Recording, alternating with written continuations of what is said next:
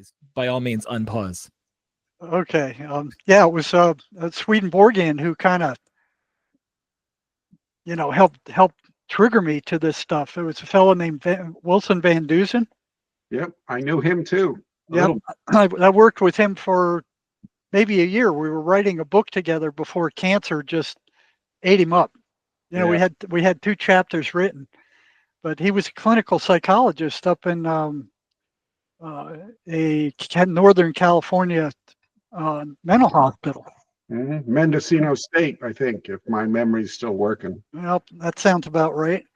And he found that the voices that schizophrenics heard matched the descriptions of demons that Swedenborg wrote about. And then, I started looking into that, and they sure did. They matched the descriptions of the schizophrenics I was working with. But we had 2 different philosophies. Swedenborg tried to make friends with, or not Swedenborg, but Van Dusen tried to make friends with the voices. Mm-hmm. He goes, well, I'll make friends with them. I'll learn what I can about them. But they were such consummate liars. They lied about everything, and they were kind of afraid of him. They were afraid to give him information, but he did pull a couple of neat tricks. He told me about it. He said one time he gave a battery of psychological tests to a psychotic patient, and then separately gave that same body of tests to the patient's voices. So he told the patient, he said, don't you answer for the voices, let them answer these test questions themselves. And he got them to agree to do that. And I think he gave him an MMPI and a Rorschach that I remember. And he said the results were that the psychotic voices were more crazy than the patient was. Makes sense. Yeah. I have a really backdoor compliment for you, Jerry. I'm working with this woman who had 2 psychotic sons, really severe. I mean, institutionalized over and over. And all this one guy could do when he was out is go out in a boat and pretend to fish. And she had been reading my book and your book. And she said, well, when I read your book, Bob, nothing happens. But when I start reading Jerry's book, my son goes nuts. And I have to stop. Yeah, they don't like my book. I thought that was the greatest compliment I ever heard. Yeah, they don't like me. They don't like my book. It was. I remember one time, my last 10 years, I was doing psych crisis in all the big hospital emergency rooms around Tucson. And I walk in one day for my shift, and here's this girl sitting in one of the psych beds in the psych annex. And I got assigned to her. And as in the middle of the evaluation, she said, as soon as she walked in the door, the voices said, stay away from him. He's dangerous. And I never saw her before in my life.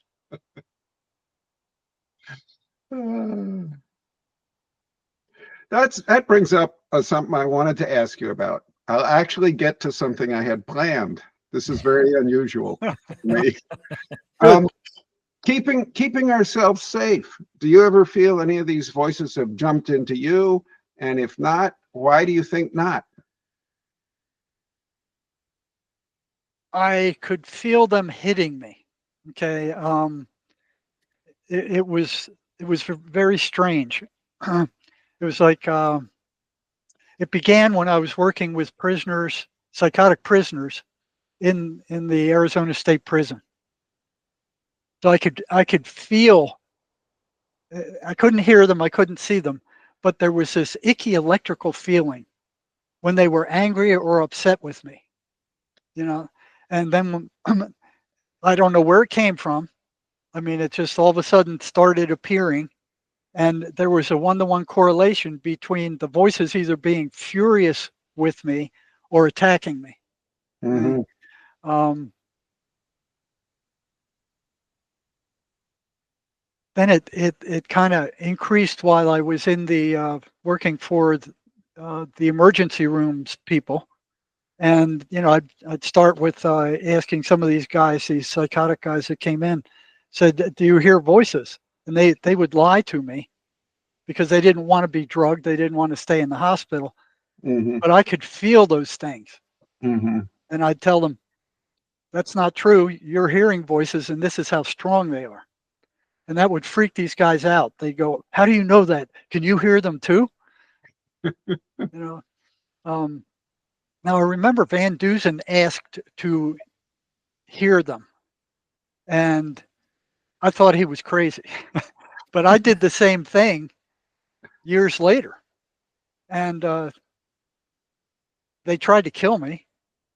It was real interesting. It was a. I'll tell you this story. It was I didn't know what they sounded like, because none of the patients would tell me, and I was thinking, they would be like, "Where are the voices?" You could tell them right off the bat. It wasn't like that at all. So what I did was one day I just prayed and I said, "God, let me hear what these things are." So I'd like to know. And it was like nothing happened for 2 weeks. Third week, I got home from I was working then. I was working at the biggest psychiatric hospital on the planet, Central State Hospital in Milledgeville, Georgia. There were 10,000 psych patients there when I got there. It was like the candy store of mental illness. I loved it.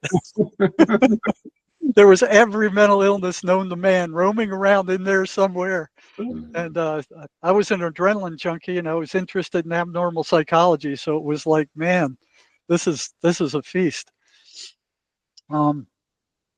So the one time I asked to hear them, and what I would do is I'd come home from work, kind of stressed out from working in the mental hospital all day, and I lived on a lake in Milledgeville, Georgia, and I was a certified scuba diver. I'd been diving for ever since the '60s.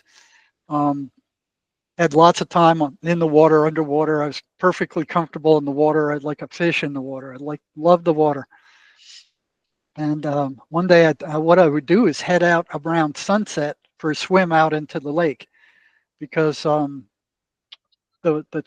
boat traffic would start dying down around sunset, so I didn't have to worry about as many motorboats being out there.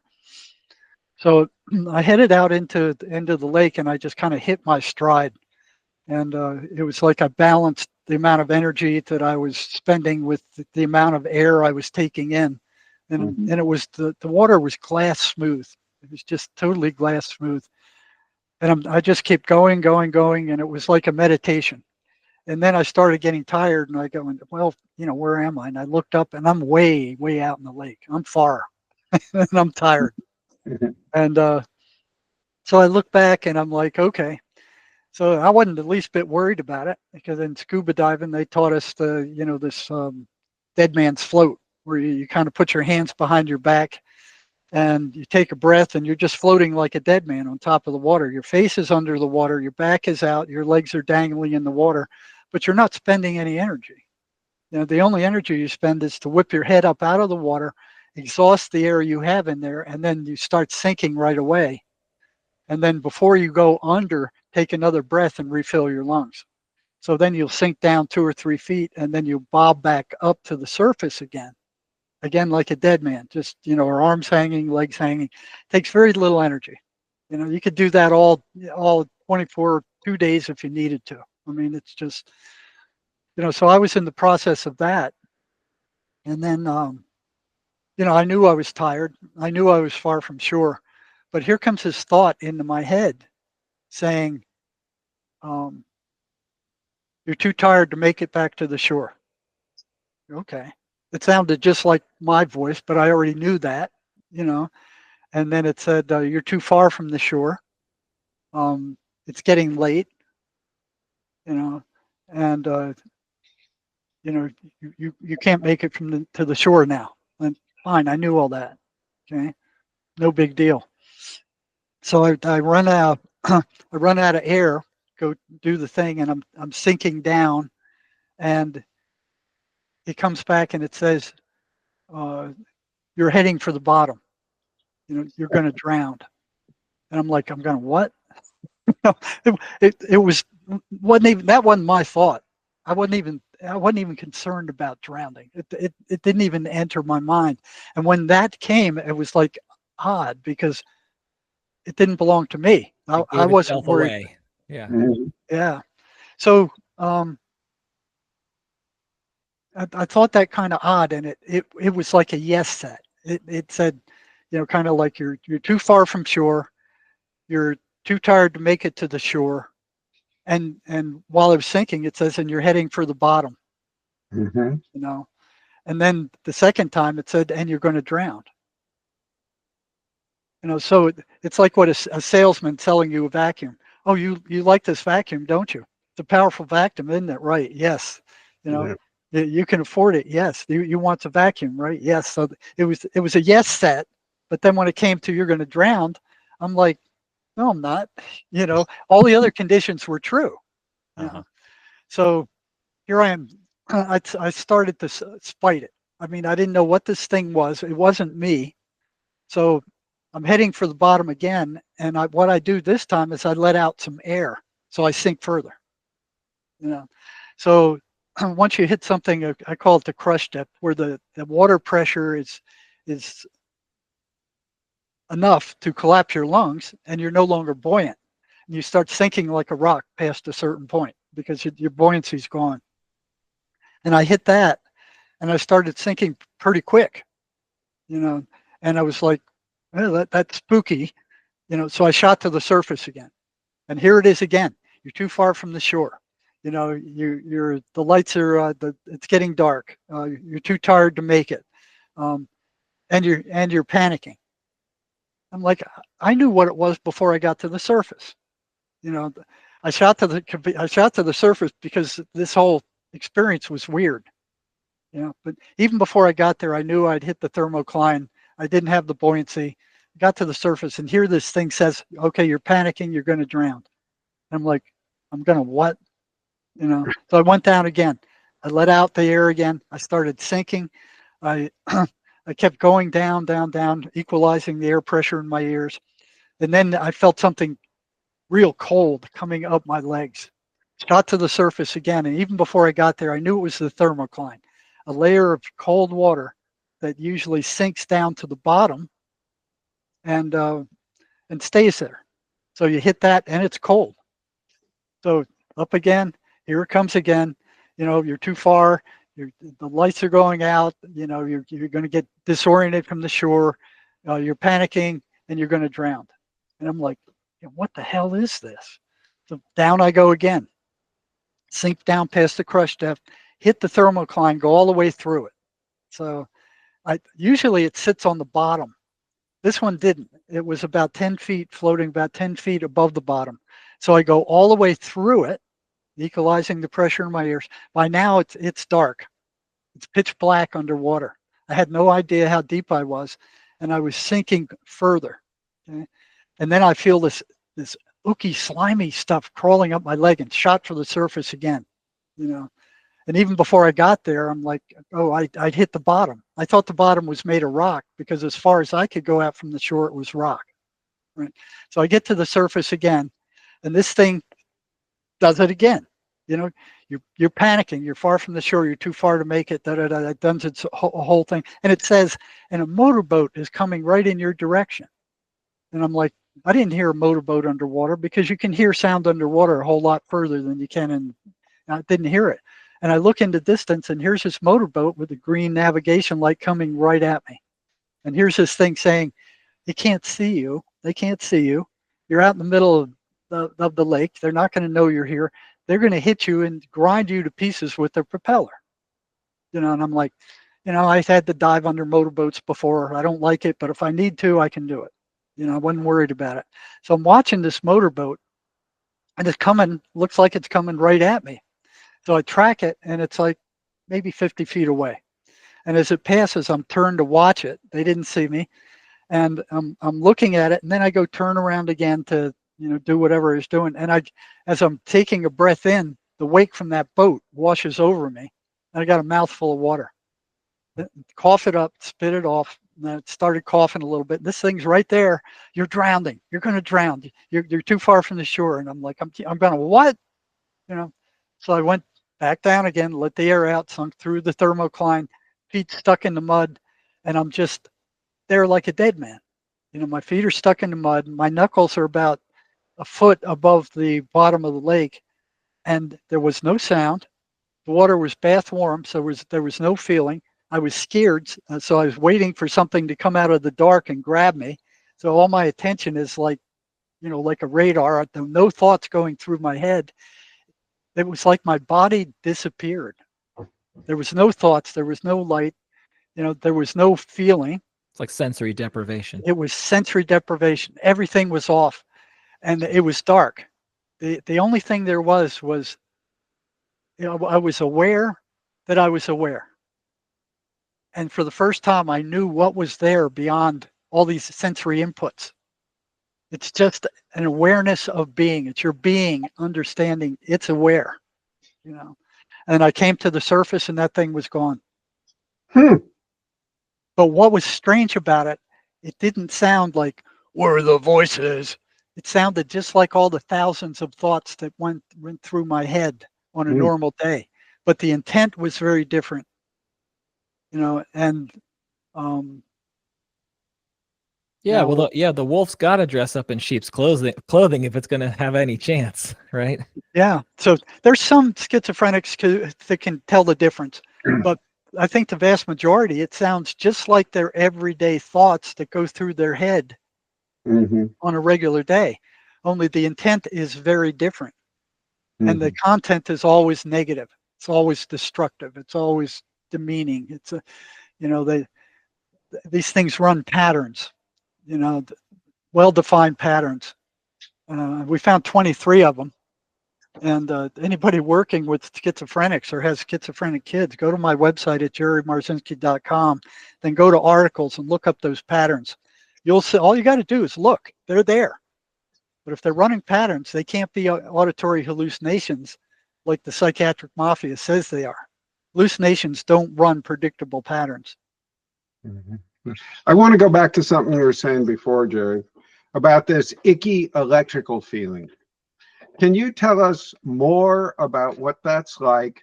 And is that the most reliable indication that one of these energies is poking at you?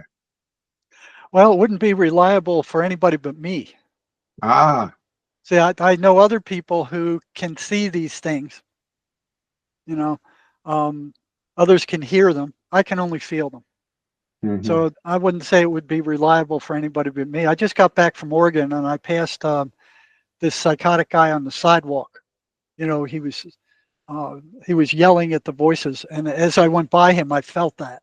I mean, it was like, you know, and I was like, whoa, you know. I always felt that I was protected. You know, I just kind of felt it.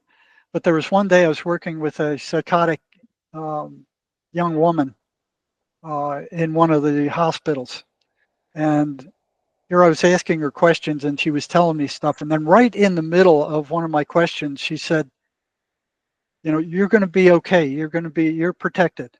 And it came out of nowhere. And I asked her, where'd that come from? And she says, I can see it right behind you. There's this giant angel behind you. Oh, wow. So I said, thank heavens.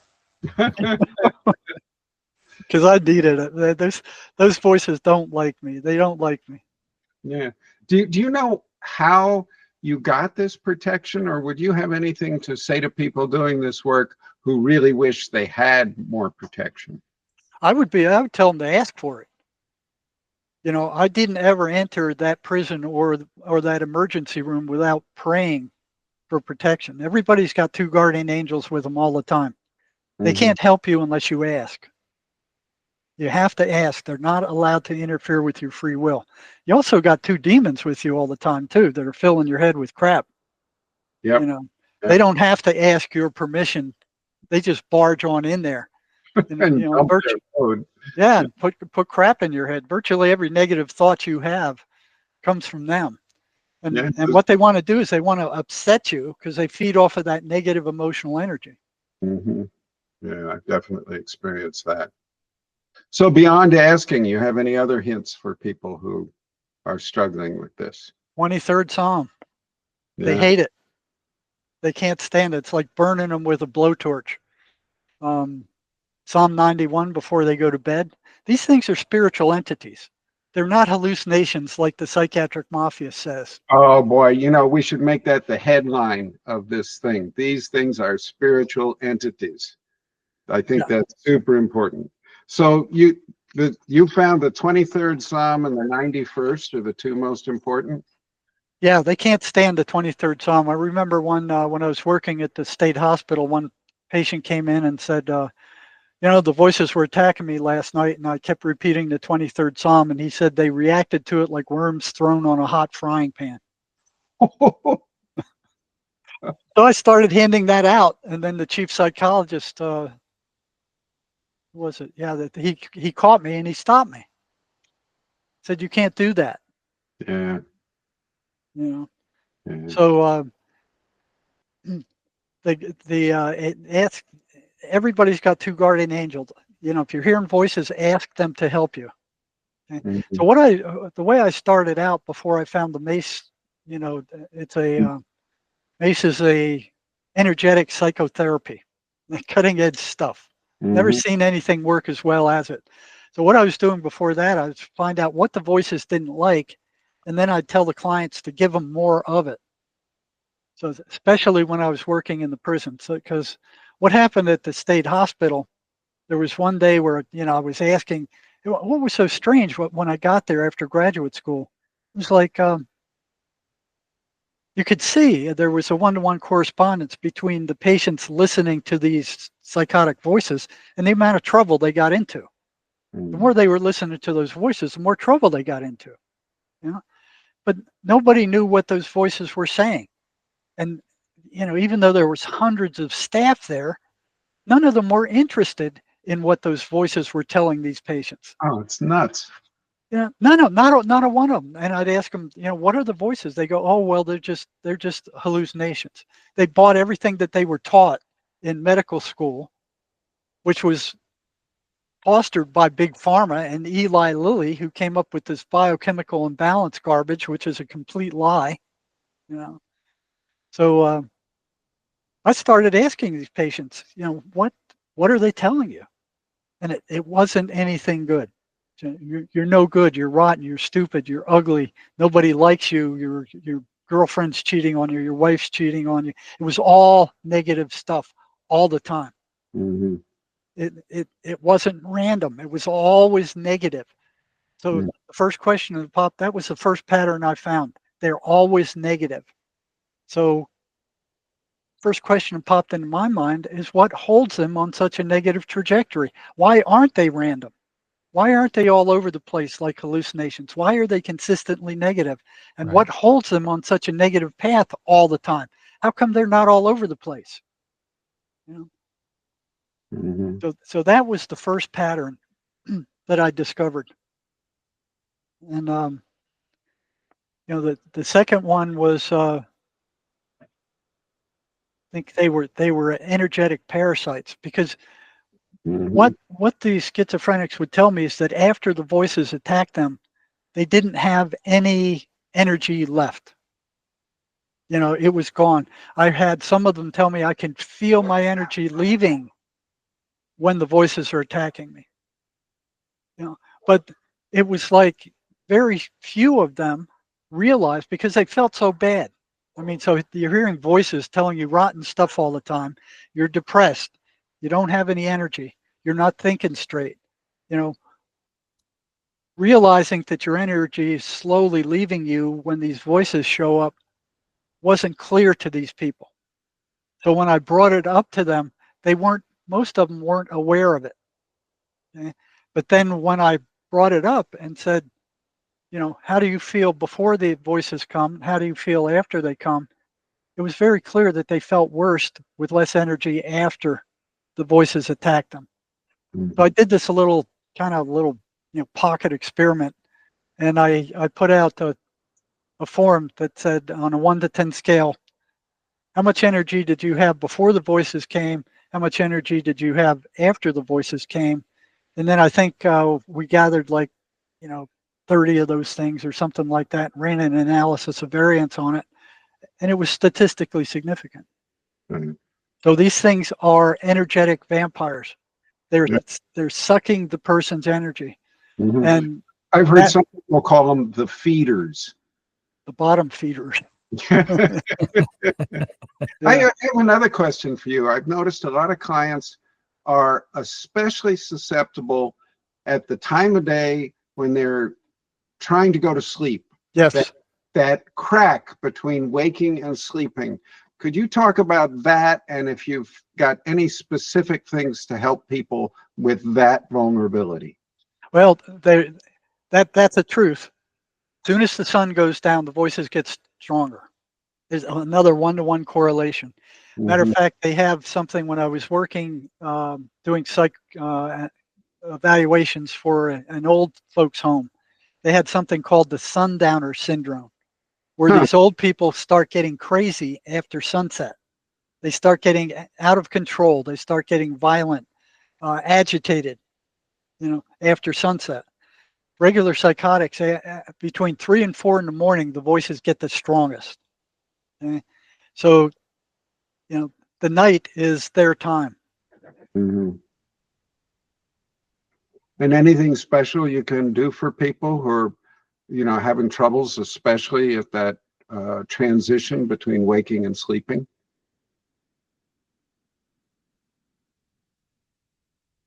Well, the only thing I could think of is pray, Hmm. because what they're doing is just tossing and turning all night. And they don't realize that they're being sucked dry. You know, I have to bring that up to them. Okay, so when I was doing these surveys, the 1 to 10 thing, they didn't realize they were being sucked dry until they saw that. That they had less energy after the, um, and even before I did that little experiment thing, they weren't aware that their energy was leaving because they felt so bad. You know, Yeah. Once I made them aware of that, the voices hated that. They did not want them to be aware that these things were parasites. Naturally. Matter of fact, if they were going to go off during a session, they were going to go off with that bit of energy or that bit of information. Okay? So I remember when I was working in the emergency rooms, they didn't want you working with patients in there. They wanted me to do the evaluators, the psychiatric evaluators. They just wanted you to evaluate the patient and get him out of the ER because the doctors didn't know what to do with these people. You know, Mhm. So they just wanted to clear those beds to put in medical patients, which they knew what to do with. Okay. So a lot of the time, I wouldn't ever see the patient again after I made the recommendation. They'd go home, they go to their mental health center, they'd be admitted, their parents come and get them, whatever, if they were safe. But I would probably never see them again. So I would think like, okay, what is the most valuable information I can give these people to help them recover without spending a lot of time working on them? And both pieces were dangerous because if they ever told psychiatry what I told them, Mm. it would be over. It's like, what's this nutcase doing working in our, ER, Yeah. kind of thing. So I had to kind of trust my gut with who I could trust and who I couldn't. Okay. Um, and then there was this one girl that came in. She realized the voices were entities. She realized she was under attack. Um, she wanted medication. She went into one of the mental health centers and asked for medication, and they threw her out. Um, Said, well, you have to re-register because you haven't come back in 3 weeks or something like that. So she ended up in the ER. And when I walked into the psych annex that day, here she is doing karate in the middle of the psych annex with all these other psych patients, And then she started picking on this big black guy, that was like twice her size. And, she's doing these karate punches and, irritating the guy. And the psych nurse is like, you need to do something with her quick. She's going to set off this black guy and get smacked. So, I brought her in and, she knew what those things were. And I asked her, I said, are you hearing the voices? And she said, no, I'm not hearing them right now. I said, when's the last time you heard them? She said, about 2 hours ago. I said, okay. I already decided that she could handle that information and she wouldn't snitch me off. I said, well, you're going to be hearing them in about 3 minutes and they're going to get very strong. If you have to leave my office, I'm not going to stop you. You know, I'm away from the door. Just run for the door and go out and do whatever you need to do. Okay. So I told her that these things were sucking her energy, that they were parasites, and she just exploded.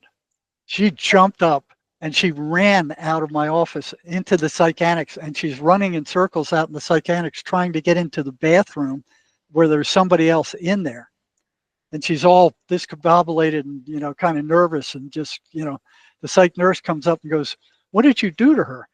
And I said, she'll be okay. Just give her some time to calm down. I'll see her once she bubbles down a little bit. You know, so it's like, I didn't say anything about what I said. And she calmed down and she comes back in there, and she starts telling me about what happened to her.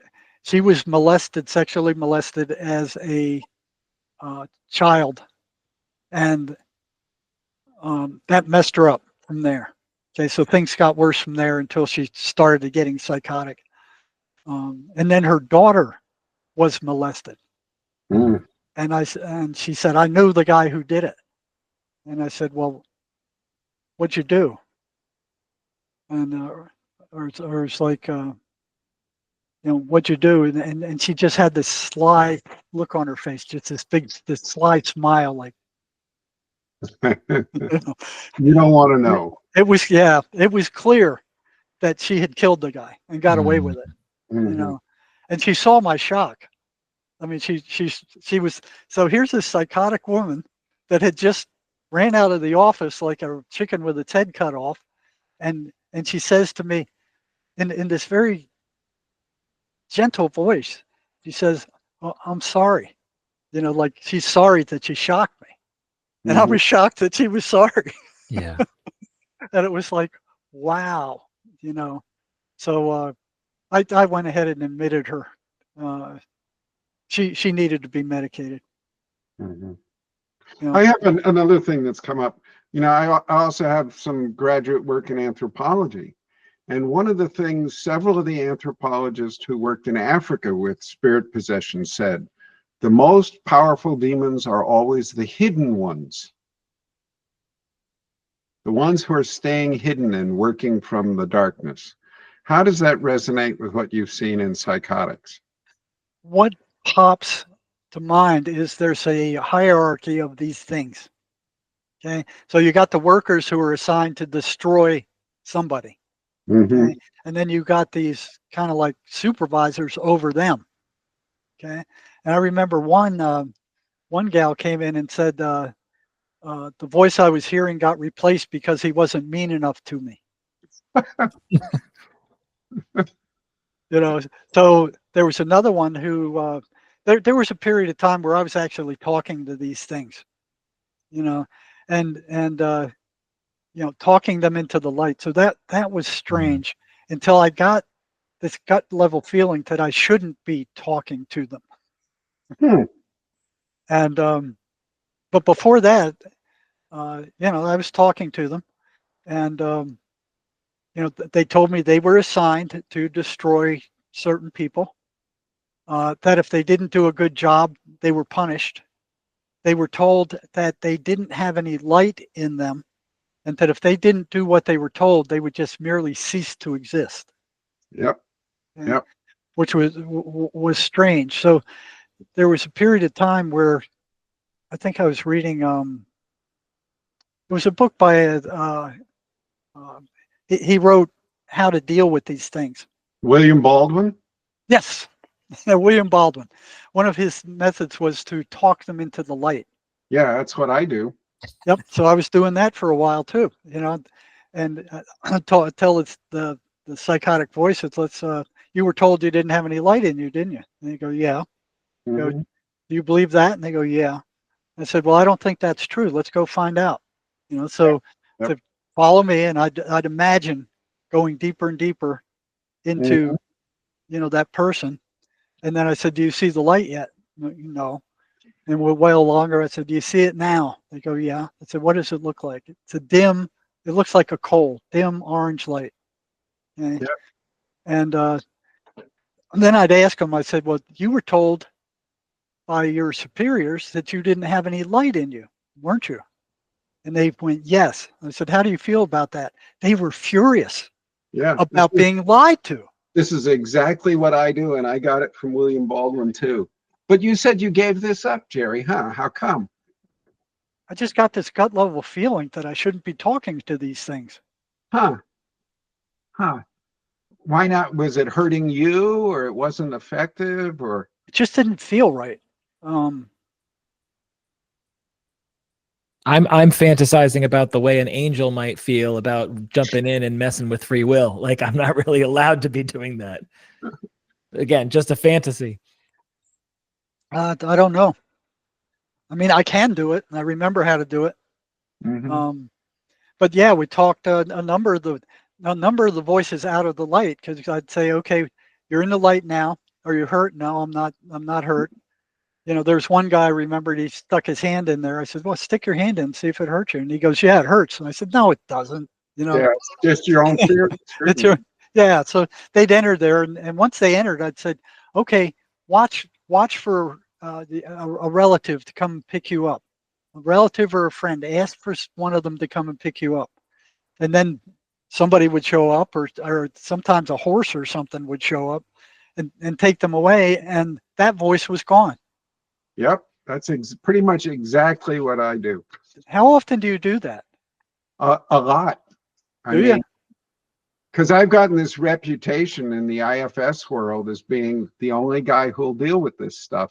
Everybody else gets all scared and thinks, oh, Weird Bob will do that.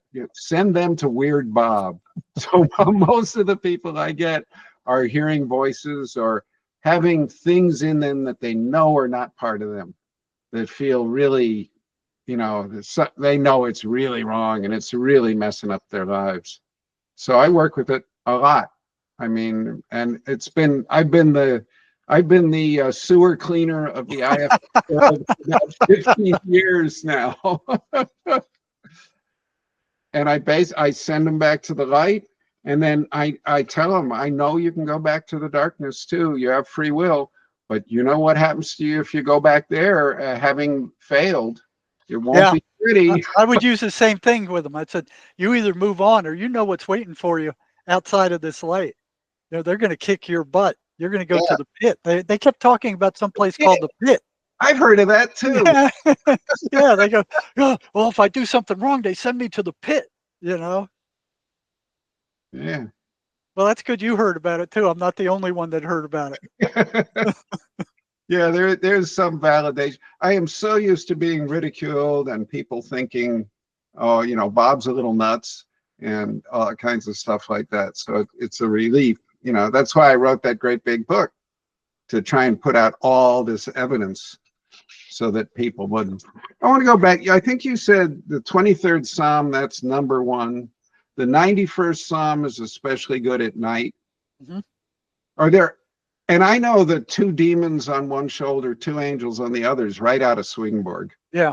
That's how the cartoons too. You watch the cartoons when you were a kid, you always saw the demons and angels. It's there. Swedenborg says there's 2 of each. Yes. So, the Gregorian chants. They hate the Gregorian chants, especially the French ones. I don't know why the French ones, but they hate the French ones the most. They hate them all, but they hate the French ones the most. That is peculiar that they seem the population that you've encountered anyway, and we imagine there's many more than the ones just that you've encountered, but that for whatever reason, the French Gregorian chant pisses them off more. But Bob, you have curated a playlist on Spotify called Sacred Psychedelic. Are there Gregorian chants on there? Some, but it's all sacred Western music, and it's like 8-9 hours of stuff that I've found to work. Hmm. How do It's I all get to that? oral. Do you have Spotify? No, Oh, you'd have got to to have get. Spotify. Yeah, Okay. I don't know a way to copy it out of Spotify either. Do you, Robin? I don't know that you'd be able to, because if you're going to download any playlist within the Spotify ecosystem, the only way you'd be able to retrieve the download is also in the Spotify ecosystem. I mean, otherwise just, manually just look at the tracks and then find them elsewhere, Yeah, which is like, that's most of these things are like 10 minutes max, and there's enough to make 9 hours. So, and it's all Western choral, religious, spiritual music. So, Well, if you can figure out a way to get that to me, I'll put it to use. yeah, yeah. I wish I knew. I'm sort of sorry I did it on Spotify, but it's what I use for music these days. Okay. Yeah, walking in nature is another thing that the voices don't like. So this was at the point before I ran into the Mace psychoenergetic therapy method, Mm-hmm. which is very powerful. Okay.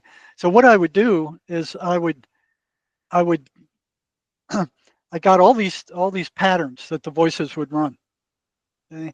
And then I'm going, okay, what would happen if I started tripping up these patterns? Mm-hmm. How would the voices respond? And they didn't like it. Okay. So I started doing that when I got to the state prison, because what happened at the state hospital is that one of the voices in one of the patients said, go tell the psychiatrist what this guy's doing. Tell him that he's asking questions about your voices and that you don't like it. So he went and did that. The next morning I got pulled up into the psychiatrist's office, and it was like, these are hallucinations. You don't be asking these patients what they're telling them. All you're doing when you do that is making them worse, and you're making these patients worse by doing that. I want you to stop right now, or there will be repercussions. Right? That happened twice while I was there. They don't want you even looking at this. Yeah. And I'm curious by the lack of curiosity. Yeah, me too. You have hundreds of staff at the state hospital, and not one of them, except me, was curious about what these voices were telling these people. And they were doing weird stuff based on their voices. They'd even say the voices told me to do it. And nobody's interested. So yeah, I got in trouble there. But once I got to the state prison in the psychology department there, if one of the inmates went to the warden and said, "Oh, the psych is asking me all these questions about my voices and I don't like it," he'd go, "Get out of my face, man. Go play in the traffic." I mean, that wouldn't even hit the Right. triggering point for concern of anything. Mm-hmm. So what I had is these groups of, and it's fairly rare to run into schizophrenics who are willing to tell you in real time what their voices are telling them. Okay, especially in a prison where Mm-hmm. So I had these groups of 7 to 15 inmates who were clinically schizophrenic and were willing to tell me in real time what the voices were telling them while we were talking. So I've got hundreds of pages of transcripts of what those sessions were like. And I was just exploring, asking them questions all over the place. Just I badger them with questions, and then I'd give them things to do that would fly in the face of these the voices, the patterns the voices were running, and then I'd bring them back a week later and said, "How did that work?"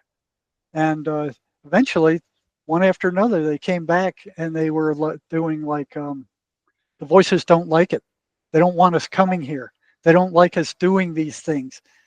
They were screaming all the way to your office today. They don't want us coming to see you. They want us to stay away.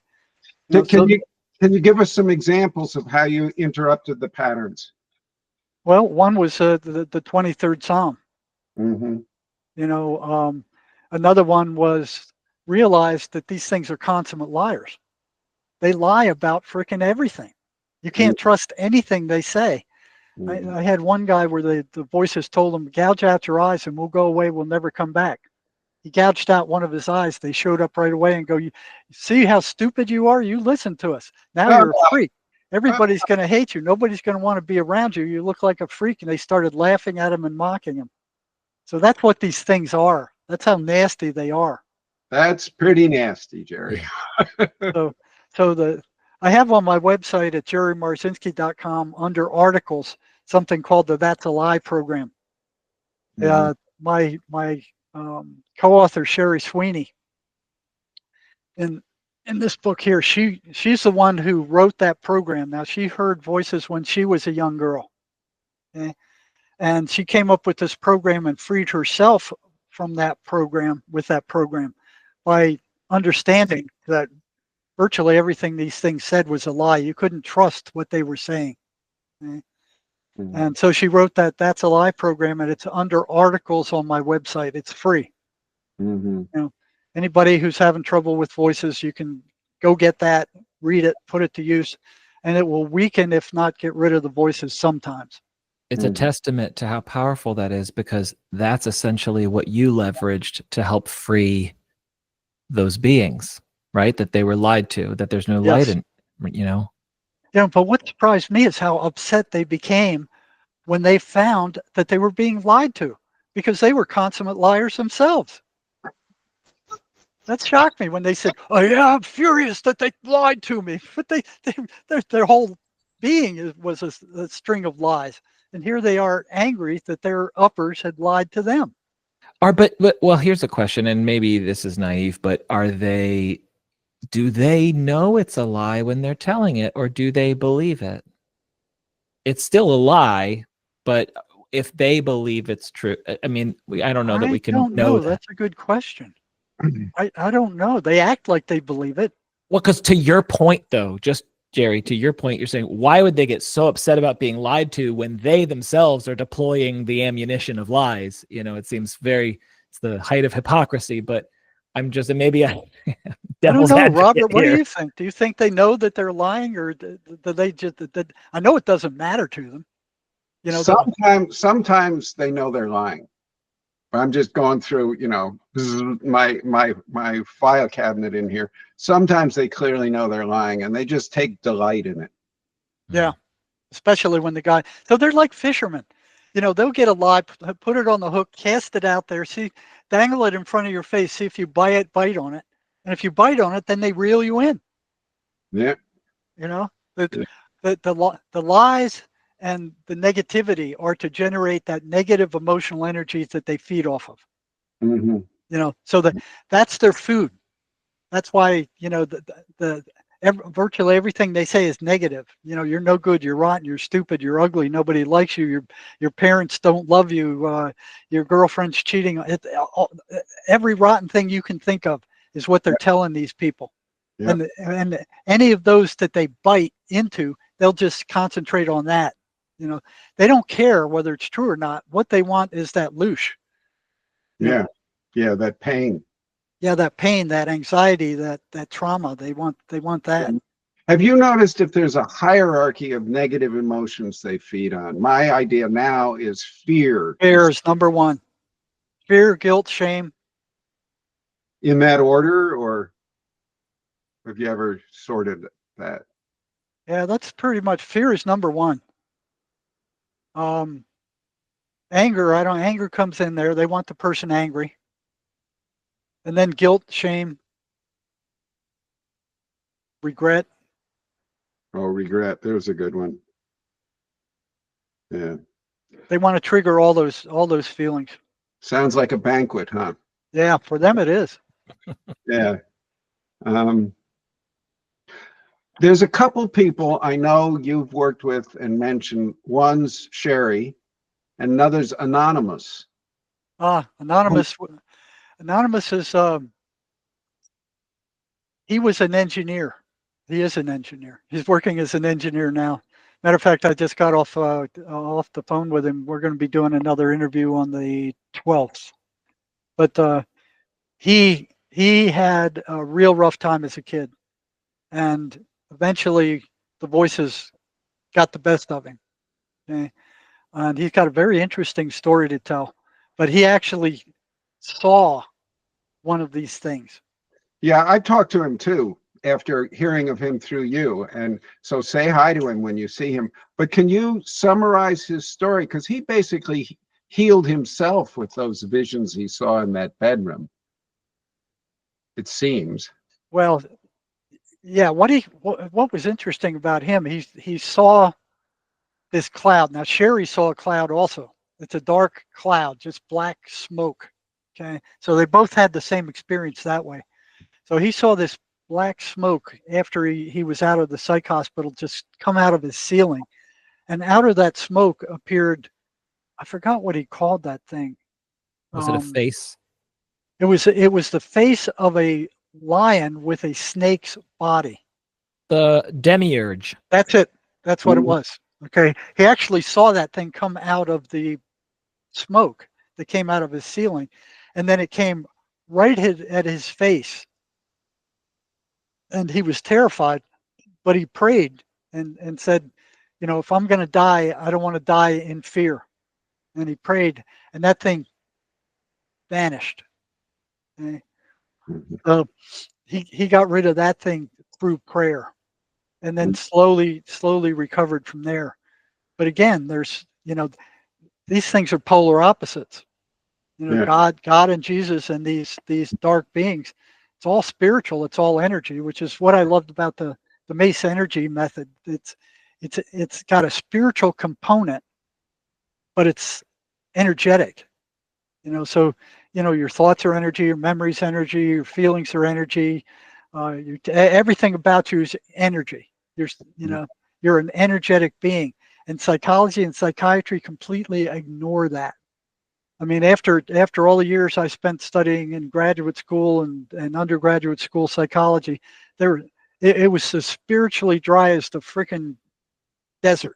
I mean, Yeah, you can talk about any sexual stuff, but don't you dare mention spirit. don't you dare mention spirit, because then you're a wacko. You know, Yeah. we got to keep this. I don't know where this separation between, you know, spirit and state came from. You know, I think it was Thomas Jefferson that put it out there for the first time, but then it spread to the medical community. You know, and then when psychiatrists tried to pass themselves off as and these psychiatric diagnoses as medical problems, the medical establishment just reared up and went, no, you're not getting away with that. Yeah. You know? I want to go back to this because I think this is super important. With Sherry and Anonymous, I think there are two examples of people who found their way out of severe deep shit on their own. And do you know more like this? Or the other question is, Yes, I have another one. okay, What was it? I think there were three of them. See, they it's hard to get these guys to talk about this stuff because there's such a stigma to it. Yep. So they got to be very brave to do that. You know. So yeah, there's Sherry, there's George, and there's Judy Gregerson, she's now a Mace therapist and kind of a fledgling exorcist. She knows what these things are too. What was her name again? Judy Gregerson. So her YouTube videos are on my site at jerrymarzinsky.com under videos. Mm-hmm. And Jerry, your conversation with George is also up. If people want to watch that or listen to that, is that right? Yes, it's under videos too. Yeah. It's under George calls himself anonymous. Mm-hmm. Now, Sherry's, from what I know from reading your book, hers seemed to be primarily like a cognitive intervention, whereas Anonymous, George's, seemed to be straight up spiritual. Well, Sherry calls them intrusive thoughts, which they are. Mm-hmm. You know, she doesn't like the word schizophrenia. Yeah, I don't either. Bullshit name. She goes, if the hair on her back goes up. Where George was diagnosed that Judy was diagnosed that, but they are intrusive thoughts, and like I said, they sound for the most part just like the thousands of other thoughts that go through your head on a regular day, but they're consistently negative. They're disruptive, they're brutal, nasty. But it's also, I think, important to call them, rather than calling them intrusive thoughts, just for listeners to understand the difference. If we just treat them as a thought, it's going to be hard to wrestle, or like to win. If they're just, so in other words, instead of calling them a thought, they're intrusive agents, intrusive beings. Yeah, they're intrusive spirit. Right. Because nobody ever asks where the thoughts come from. Psychology, psychiatry, social work, all of those guys steer clear of that. Nobody knows. You ask them, they go, "Oh, where they come from your brain." Nobody's ever found a thought in a person's brain. All these autopsies, and nobody's go, "Oh, here's a thought." No. And Swedenborg nailed it. He said they come from the outside. They come from outside of you. They either come from heaven or hell. And one thing important is they hit us all. They don't just hit schizophrenics. They hit us all. Every nasty, intrusive thought that you have comes from these things, and they're inserting these things into your thought stream. And with schizophrenics, and even with the rest of us, they because they're energetic beings, and you're an energetic being, they can go in there and they can see every rotten thing that you've ever done. And they do this with schizophrenics all the time. Well, you remember when you did that, and then you did this, and see what a rotten person you are, and then you did this, and you're such a rotten person because of that. And they seem to block out every positive memory the person has. Yes. They don't want them to be happy. They don't want them. So that's another thing. I tell them to watch America's Funniest Videos, because the voices can't stand humor. Yeah. They don't like them feeling good. They want them to feel bad. The other thing they can't stand is being mocked. But you gotta have guts or some semblance of control before you start that, because they will rebel when you start mocking them and making fun of them. If they can shut you up, they will. Yeah. If they can't shut you up, then it gets funny, because I remember one prisoner, that's what he would do all the time. He would mock them. He would make fun of them, and they couldn't stand it, and he would just, you're a bunch of clowns. And, he just kind of wrote them off, and they got less. What they want you to be afraid of them. They want you to be terrified of them. And if you're laughing at them and mocking them, they don't like that. Another thing that's interesting is that whatever the schizophrenic visualizes happening to them very vividly on the other side, that actually happens to them. Okay? So when I was working in the ER, the police would drag in these psychotic guys off the street, and they were so far gone that I couldn't get past the voices, because the voices had taken them over. So what I would do is visualize very, very strongly their mouth of the voices being wrapped in duct tape.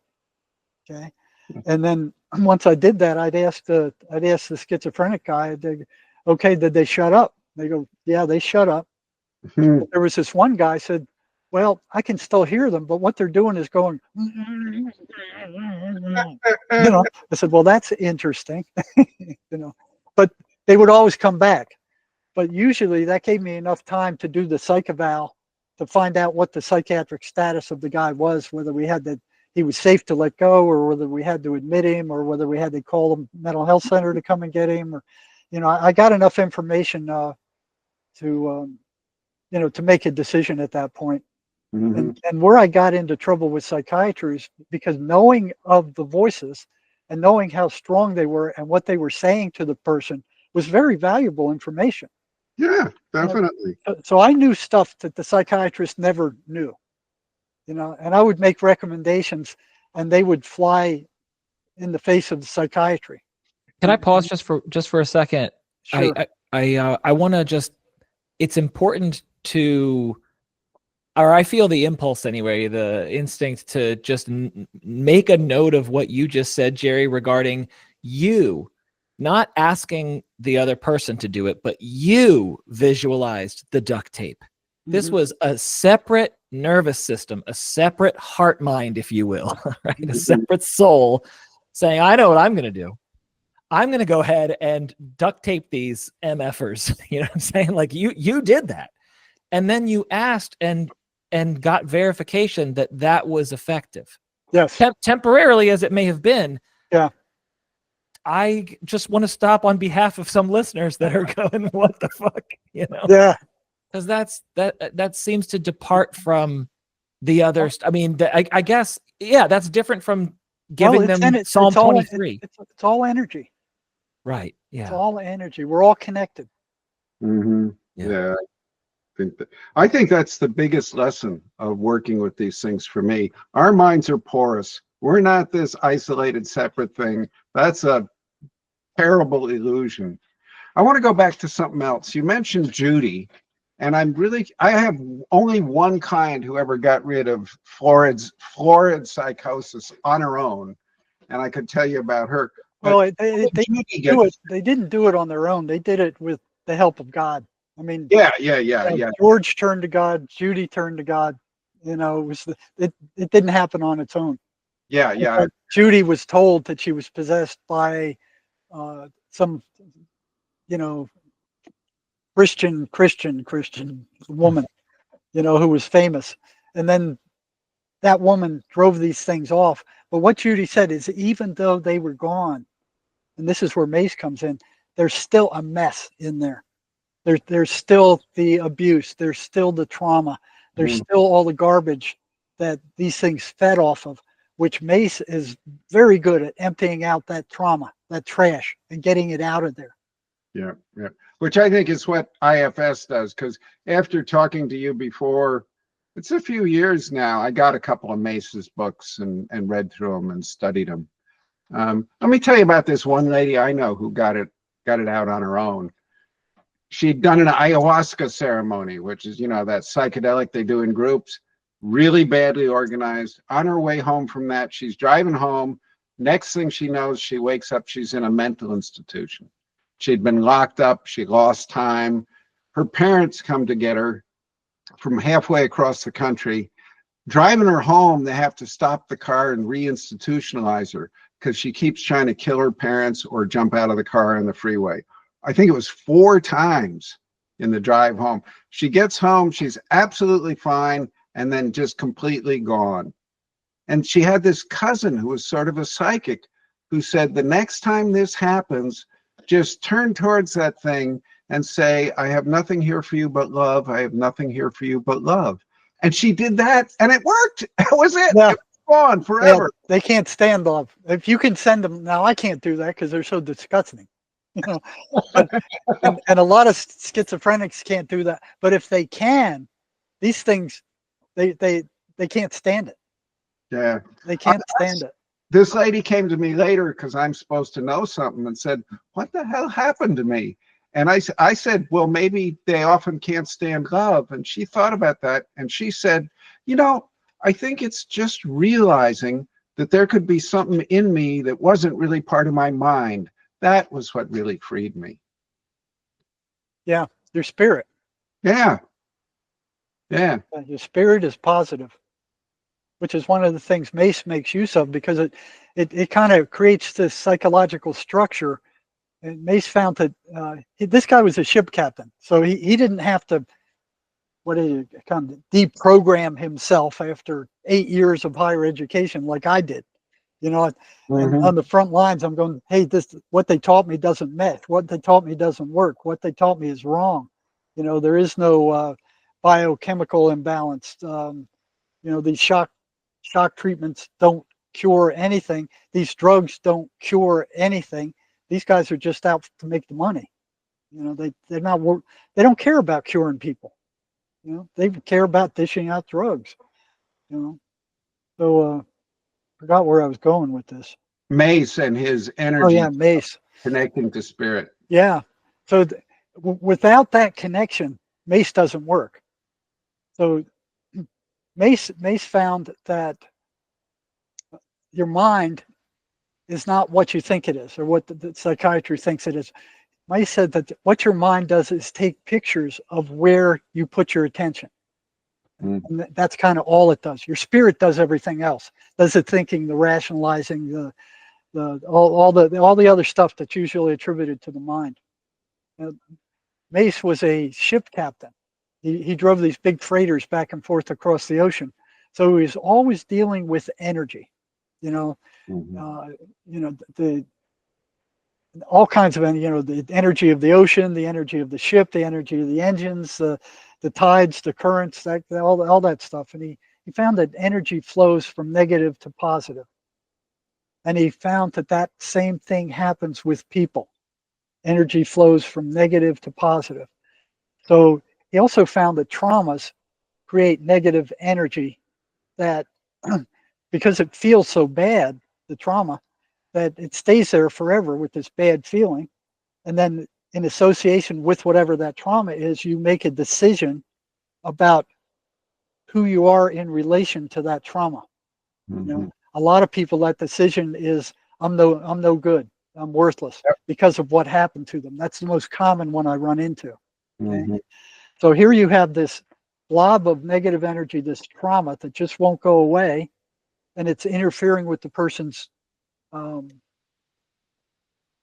functioning. Okay? So after it stays there long enough, the ego shows up and goes, okay, let's get rid of this stuff. So it takes it throws it into the subconscious, and it locks it down there. Which makes it immortal. Yeah, it'll stay there, okay, unless you come and get it. So that's where regular talk therapy doesn't touch that. So you might have a person go, oh, I know I'm not worthless. I know that intellectually, but I can't feel it. I feel like I'm worthless. That's that stuff that's buried in the subconscious, right? So what Mace does, it's a pool of negative energy. Okay? The spirit is positive energy. So what Mace does, it goes in there, it identifies what that thing is. It's not just a feeling. It takes all the components, and what are the components of this? Okay? And then it has them form an image that represents it. And that image is now contains the negative energy of that trauma. Okay? And then he sets up a structure where the attention will then take that negative energy and move it to the spirit, and the spirit will transform it into positive energy. Okay, so once done, the person will remember the trauma, but there will be no negative feeling attached to it. Okay? And then you ask them, do you still feel worthless? And they go, no, it's gone. The Mace is I've never seen anything work as well as it does. Now, it doesn't work as well as Baldwin's stuff with getting rid of the voices. I'm looking at what I'm seeing now is like 50% of the time it will get rid of the voices, and the rest, what it'll do is get rid of the trauma that they feed off of, even though it may not get rid of the voices. Once you get rid of that trauma, it weakens the voices, but they may still be there. Yeah, nothing left for them to feed on. What the Mace method is very, very similar to this stuff Robin and I do called IFS. Very, very similar. One part of Mace that I think could improve IFS that I want to hear about, this forming an image. How does that work when you're forming an image of the subconscious trauma encapsulation? Okay, let me see how to put this.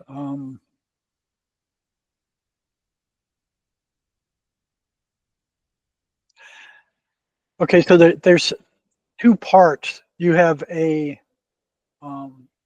emotional, what they call them is identities. So what Mace says is there's two kinds of identities. There's a positive identity and a negative identity. Okay, positive identities are created on purpose to help you survive on this planet. So you have, a positive identity as a therapist. You have a positive identity as a car driver. You created those identities on your own, on purpose, okay, to help you survive on the planet. negative identities are created during a trauma, okay, and they're created unconsciously. So when the ego takes that trauma, that feeling identity, and that decision identity, and throws it into the subconscious, where it stays there and affects the rest of your life.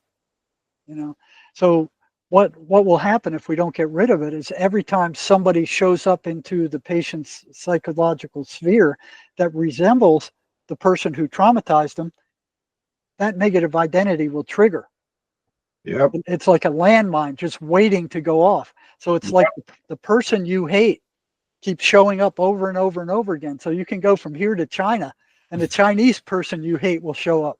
Yep. That's because it's not that person. It's this junk buried in your subconscious. Let me just throw something in here, Jerry. This, I think, is exactly what those African shamans were talking about, saying the most powerful demons are the ones stay hidden. It's this stuff that's buried down there that really runs the show. Well, yeah, it does run the show, and the kind of way it does it is, first of all, it will trigger every time somebody like the person who caused the trauma shows up in your psychological sphere. Mm-hmm. And I think we've all experienced that. Somebody walks into the room, you look at them, you don't like them. They don't even have to open their mouth. You don't like them. They just feel bad. Mm-hmm. And then the ego says, it's their fault. Get away from them. They're the ones making you feel bad. This is all their fault. Either attack them or run away from them or avoid them. Right? But the problem is that all those traits that person has, every time you run into somebody with those traits, that thing's going to trigger like a landmine. Mm-hmm. When they say, "Oh, this guy's pushing my buttons," that's a button that's being pushed. Yeah. So it's going to keep triggering over and over and over again until we get rid of it. Definitely. Okay? Yeah. So there's image formation. Okay, so there's a decision identity, which is the decision the person made about themselves during that trauma. Mm-hmm. Okay, that's an identity that needs to be explored and gotten rid of.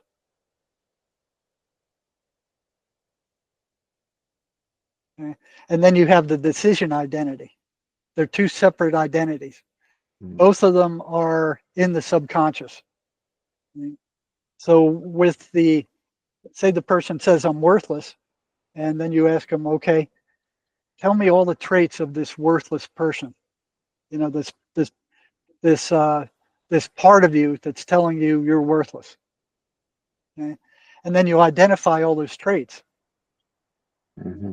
You turn it into an image. They turn it into an image. So if they can't form an image, Mace doesn't work for them. It won't work for them. Mm-hmm. Okay? Can you give us an example of an image? Like, is it a particular person shows up, or what's that? Well, it could be that, or you just go, take this list and turn it into an image that represents it. So it'll be like if you had to paint a picture of this list, all these traits in this list, what does this negative identity look like? Mm-hmm. Right. And so a concrete example, the person could say, "I see a Venus flytrap flicking off with flipping the bird," and that's the image. That's the image. Right. And it doesn't have to make any sense. Right. Exactly. And you need to tell them that, you need the first image that pops into your mind. It doesn't need to make any sense. Yeah. Okay? Mm-hmm. And then once they got that image, then you have them stuff that image with all these negative traits. Mm-hmm. Right? And then you get rid of that image. How do you do that? Yeah, that's what Mace has made me sign a contract not to tell anyone. Fair enough. It was like this 10-page contract. You will not do that. Totally fair. And I'm just going to implant my own fantasy is that there's some sort of surrounding that image in light, or the kind of the same deal of the. Yeah, you do something with the image. Yeah. And then the same thing goes with the feeling. Mm-hmm. So there's two parts. There's two negative identities. The decision identity and the feeling identity. All negative energy. Mm-hmm.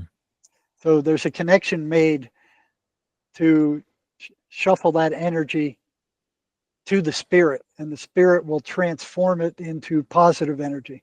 And when you're done, it's like the person no longer feels any of that crap. They remember the trauma. Right? Mm-hmm. They remember how they felt, but they don't feel that way anymore. It's gone. And it's gone permanently. Yeah. It doesn't come back. Yep. Yep. IFS has a very similar process using different words, different language. They talk about, this one guy talks about the moral meaning you made up of the trauma, which is exactly that belief identity you were talking about. Worthless, garbage, nobody could ever love them, all those sorts of messages. Mm-hmm. And he even says that healing, that's the most important thing. Yeah. Yeah. Mace gets rid of it quick within an hour. You know, I can't believe all these older people, you know, like 65, 70, 75, you know, they show up, they want a session, and they've made a decision about themselves based on something that happened to them when they were 6 years old. And here they are for like, you know, 7 decades carrying that boat anchor around with them. Yep. Yep. Kind of hard to move. Yeah. And it affects everything. You know, if you have a feeling, you have a decision, you made a decision, it's in your subconscious mind that you're worthless. That's going to sabotage you at every move you make. Mm-hmm. So I think we have a couple of videos on my website at jerrymarzinsky.com about the Mace energy method. You know, it's a couple of therapists talking about it. We have some other videos. It doesn't go into great detail. It just kind of generally shows how it works, and there's a bunch of testimonials. Yeah. And the only way to really know it would be to try it. Yeah. Yeah. Introducing spirituality to therapy, which I'm doing all the time, I get a lot of pushback. I know. All that kind of crap. So what do you do? And a lot of it's coming from the client. They don't want to hear that shit. They want some medical jargon. Yeah. But see, that's what's good about the Mace method. There's a very important spiritual component to it. See, and what you're doing is setting up the structure for that energy to flow from a negative source through the spirit, the positive source. They're not even aware of where that energy is flowing to. So yeah. IFS is like that too. Dick Schwartz talks about the self with a capital S. Yeah. He's actually talking about spirit, but he never uses that word. Right. So it's there. It's active. Mace doesn't work without it, but you never have mentioned it. With schizophrenic, as soon as you start mentioning Jesus or Christ or God, or, you know, you get that kind of reaction. You know, they don't want to hear that stuff. Yeah. But you do introduce the 23rd Psalm. Yes. And you said, I think, the 91st at nighttime. 91st at nighttime. Any other very powerful ones? Well, there's off the left eye is a Swedenborgian site. Yeah, I love that, and I've been on it too. Yeah, I've been on it too. Yeah, I know. So I will refer clients to that site. You know, if they have any religious anything in them, say.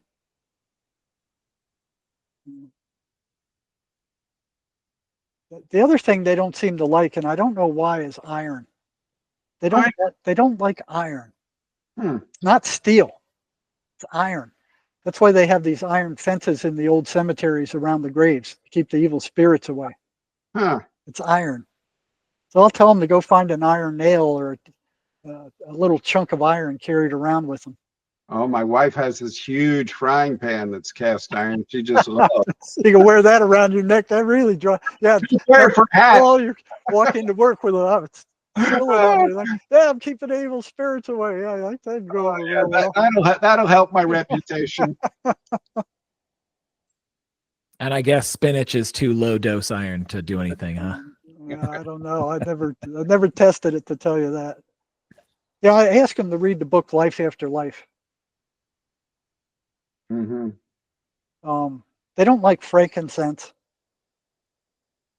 And I asked them to stay away from everything negative, because each thing, what I saw when I was working at the state hospital, is that schizophrenics would never go down to the ice cream socials that the chaplain would run. They would stay on the dingy ward. So I noticed that one day. I went, that's odd. All the schizophrenics are on the ward. Everybody else is gone. So I saw that a second time, and I went, something's going on here. And the third time I started asking them about it. Why aren't you down there? It's cake and ice cream. It's free. You don't get that every day in this hospital. They're dancing. They're having fun down there. Oh, I don't like chaplains. I don't like God. I've prayed to God a bunch of times, and he hasn't helped me. There is no God, that kind of stuff.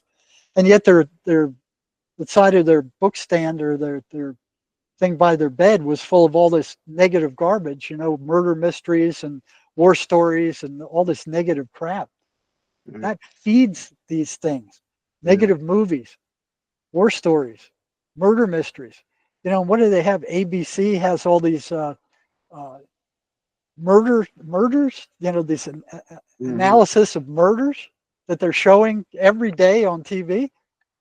And Don't get me started on the fact that, like, just during regular, like, the football game's on, and then the commercial during daytime has a horror movie trailer, and then the kids can see. I'm just like, this is so irresponsible.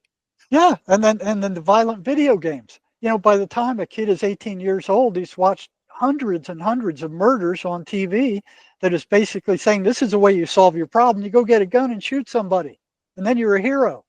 And then the deep state tries to take the guns away, and they did that in England, and now people are running over people in crowds with cars and stabbing people with knives.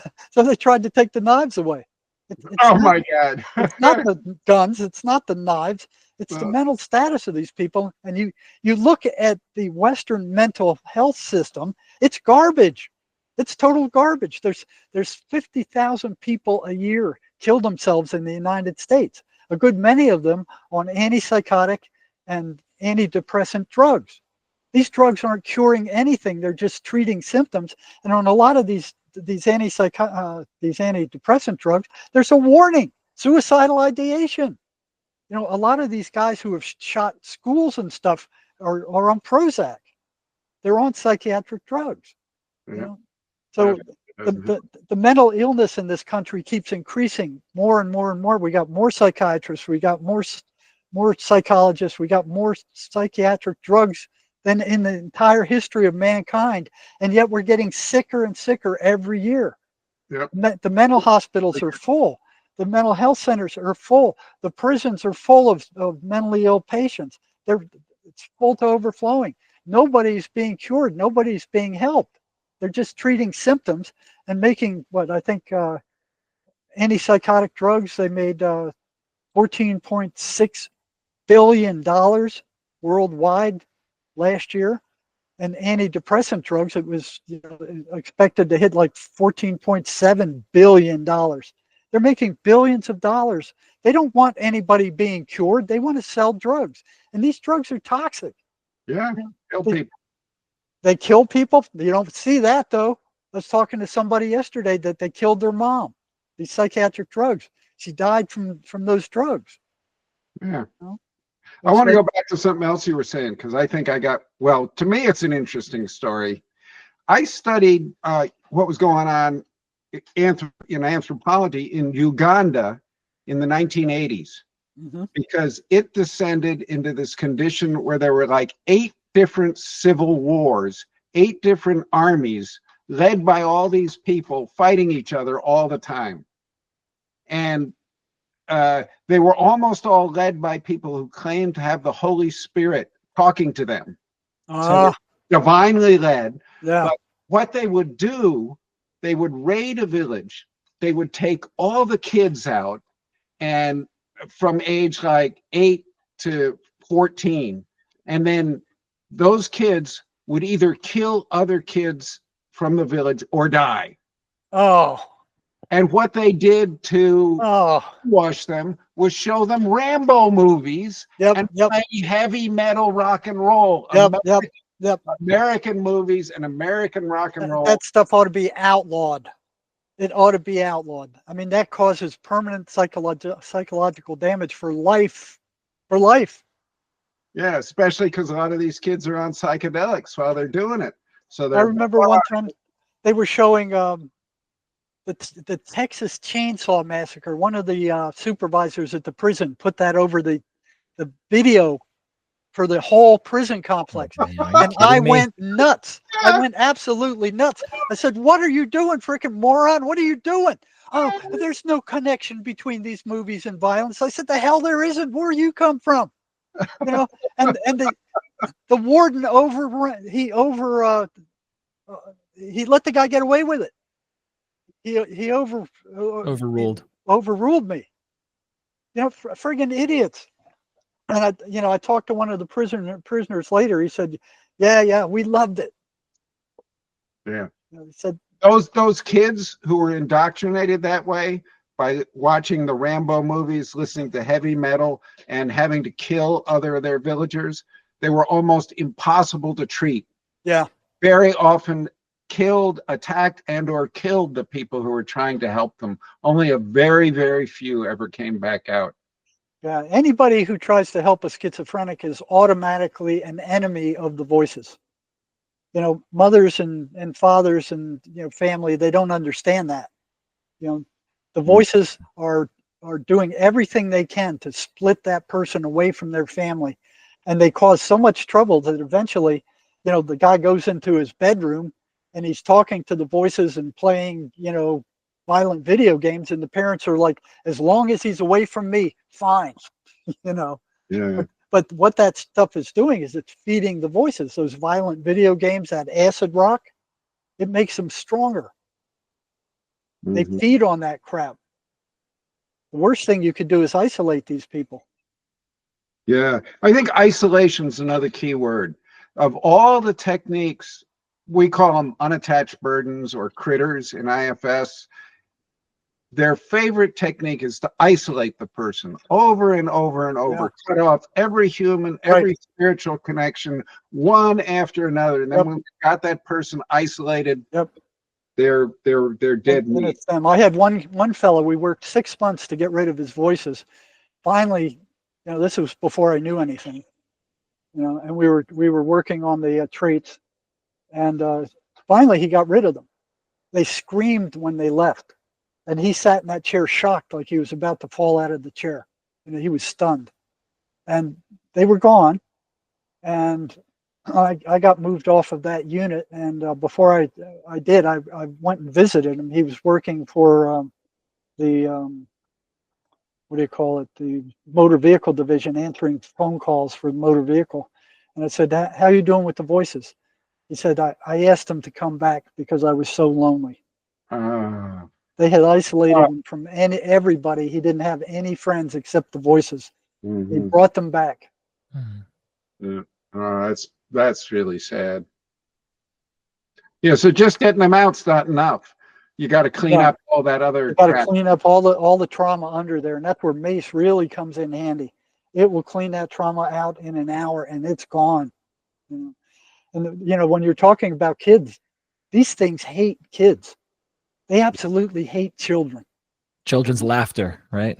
Oh, there was one guy that he recorded children, little babies laughing, and he played it to his voices, and he said they were absolutely tormented by the sound of kids' laughter. Yeah, innocent joy. They hate kids. They hate them. So it always became a dilemma in the emergency room when a mother came in who was psychotic and had kids. Because they say, "Oh, there's a genetic link." I don't think it's a genetic link. I think it's the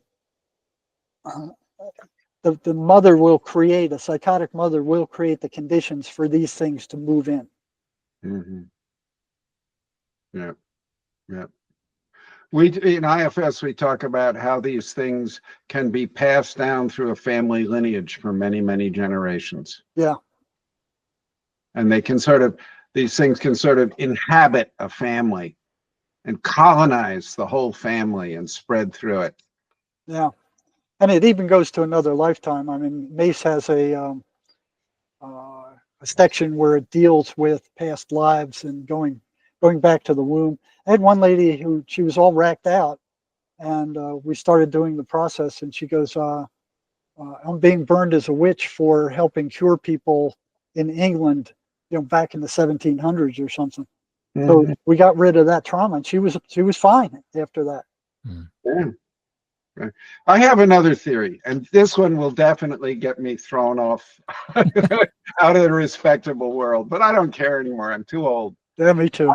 I think there are oceans or swamps or pools of immense human pain and suffering that somehow these energies can tie into and use to destroy people, and that actually if we can help people to heal, we can start draining these swamps.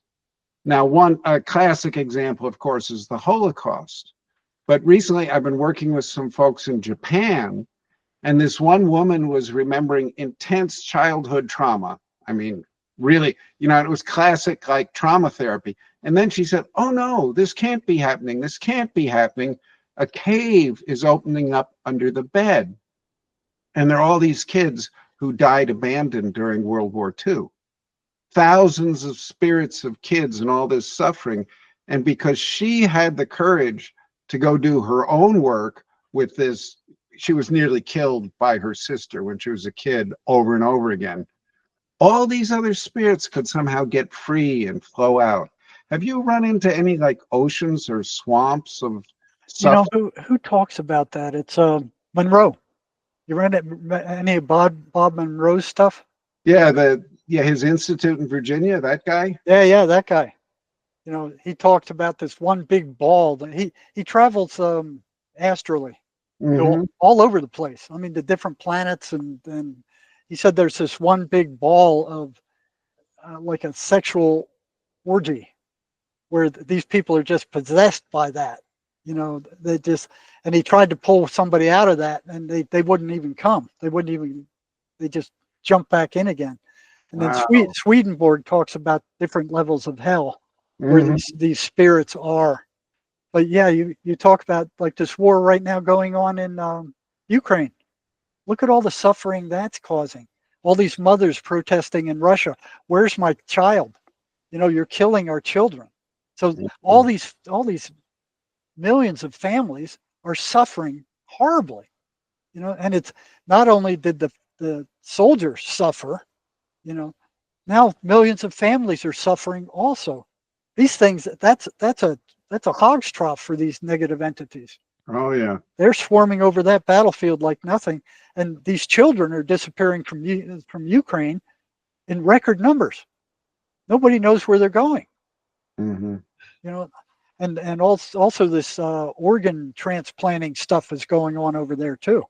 Where they're getting organs from dead soldiers. Wow, I hadn't heard about that.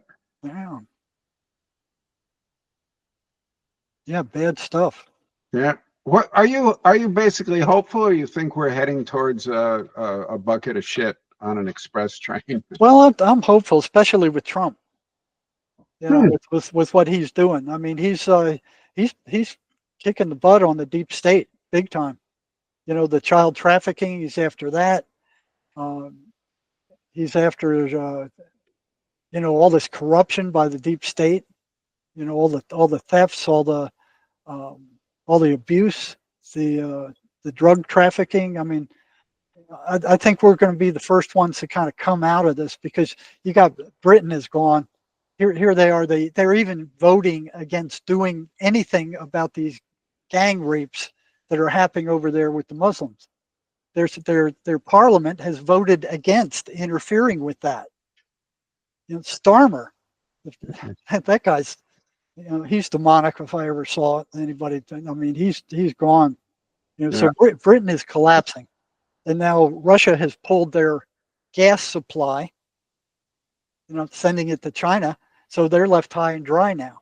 You got Germany is on the verge of collapse now too. 7 of the what are they?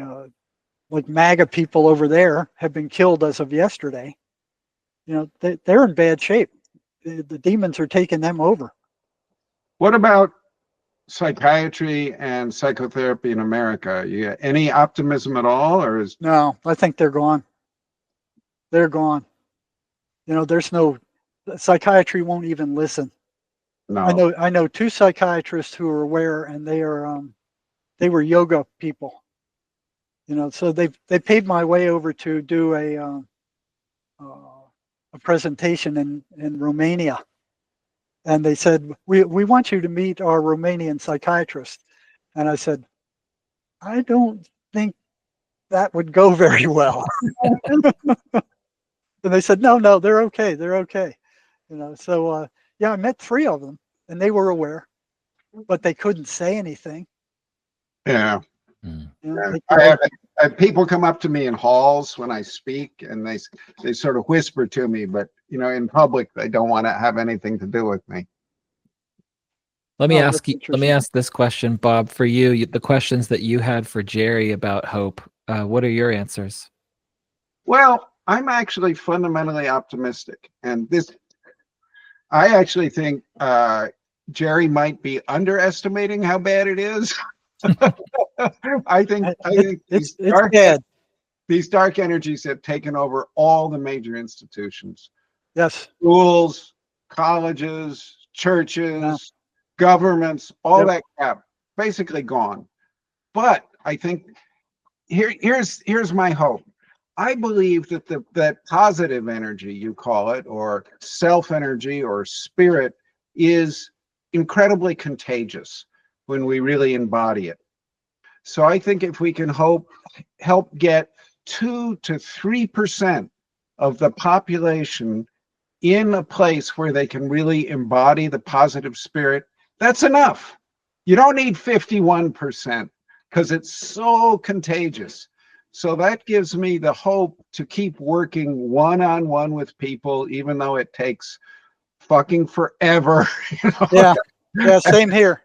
Yeah, same here. But Trump brought up last time that what was it? HUD was discriminating against Christians, and then the Biden administration they were discriminating against Catholics all over the place. Trump has put an end to that. That's gone now. This is something unknown by most people. In many, many places, the Ku Klux Klan not only burned the blacks, it went after all the Catholics. Oh, I didn't know that. Yeah, because I had a friend whose grandmother and granddad, they had a garage, and the Klan burned down their garage and nearly killed them both. Being Catholic, that's bad shit. Yeah, I think if we go down, the rest of the planet goes down with us. Mm-hmm. I think we're fighting our way back. Trump is exposing the truth on many, many different levels. The corruption in all these organizations, the deep state, the trafficking, the drug trafficking, the money laundering, it's all coming out. Every day there's more and more information coming out about what these people have done and how they're doing it. And the auto pen, how they got away with that. It's all coming out, and people are seeing it. They're actually seeing it. The Democrats are losing support like a punctured tire. Let me go ahead, Bob. I just want to say the scariest places on earth to me are North Korea and China. Yeah. Because they have figured out a system of suppression and control. In China, they have these cities with facial recognition technology on cameras everywhere. And they also have gait recognition technology that can recognize by how you walk, so even if your face is covered. And they give you citizenship scores every month. And then how much food you get and where you can live. And all of this is, this is lockdown how will they ever get free? See, and Elon Musk is doing podcasts now saying the same thing is about to happen with AI in the United States if we're not careful. Because the AI can go into everything. your Facebook page, your credit score record, your bank account, everything that is on a computer, your telephone, and they can form a profile of you. And he's afraid that those profiles are going to be used by insurance companies and medical people and that kind of stuff to determine who can get services and who can't. Mm. You know. Let me say this, because I could easily go off on a geopolitical conversation, but I know we're going to run out of time before this conversation has been so wonderful. And I've been sitting here feeling like a co-host. I'm like watching Bob interview Jerry, and I'm like, Robin, just shut up now. You know, it's just like, let these guys talk. But I did promise listeners, I asked for questions for both of you. And I know you know of each other, but I don't know if you've ever gotten on mic and recorded a conversation before. Has that ever happened? I think one time we talked some on some other show, but it was a few years ago, Jerry. Yeah, I remember your name. I mean, but I don't remember from where. It just keeps coming up. Yeah, makes sense. But I want to ask some of these questions. Great. We can treat it like lightning round or not. You know, That's fine. But I'll start with you, Jerry. One of my listeners was curious if you had done. I'm going to read the quote because I don't think it's entirely. Let me just read it and see if it makes sense to you. I'm curious if he, being Jerry, had done brain imaging on any of these patients to understand how they're accessing their brain areas to see if the voices are internally generated. You know what's interesting? They have done research on that. You know, they put all the electrodes on the head and stuff. And they found that a split second before the voices were heard by the patient, that there was a light up in the brain. Okay. So somehow it's being mediated by the brain. And it was a split second before they actually heard the voice of the psychotic voice. Right. But what psychiatry does is they just drug the entire brain. Yeah. You know, they turn these people into freaking zombies. Well, what I'm thinking about when you say regarding the timing, I'm thinking about the research on free will, or the brain knows what it's going to choose before the person becomes consciously aware of it. That kind of like it shows up before the person's awareness. But yeah, I don't know. The thing is, my belief system about this is that I'm already sold on the fact that the voices are coming from outside of the person, or, you know, or at deep levels within them, but not like, I don't know, the whole boundary. I used to think that. I thought that for decades. Oh, it's something deep within them in the subconscious mind, until one of the prisoners came up and said, "Hey, the voices want to talk to you." You know, that had never happened before. You know, it was always like the patient would tell me what the voices were saying, and I'd tell the patient, you know, go tell the voices to stick their head in the toilet, or stuff like that. You know, kind of. But this guy I don't know how he got into the psychology department, because I didn't send him a pass. You know, he knocks on my door and he goes, "The voices want to talk to you." And I say, "They want to talk to me personally?" He goes, "Yeah, they want to talk to you personally." I said, "Okay, come on in." You know, sat down, closed the door, and I said, "What do they have to say?" And these words came out of his mouth: "You have no right to interfere with our way of life."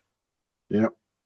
Boom. It was at that instant that I realized that these things were entities. It wasn't something deep within the person, you know. Yeah. And the prisoner goes, "I didn't say that. That was the voices. That wasn't me who said that." Yeah, he had clarity about who he was. He had clarity about who he was, and he was like, and then I went to, you know, before he said that, I said, "Well, tell them this," or something. And he said, "I don't have to tell them. They can hear everything you say.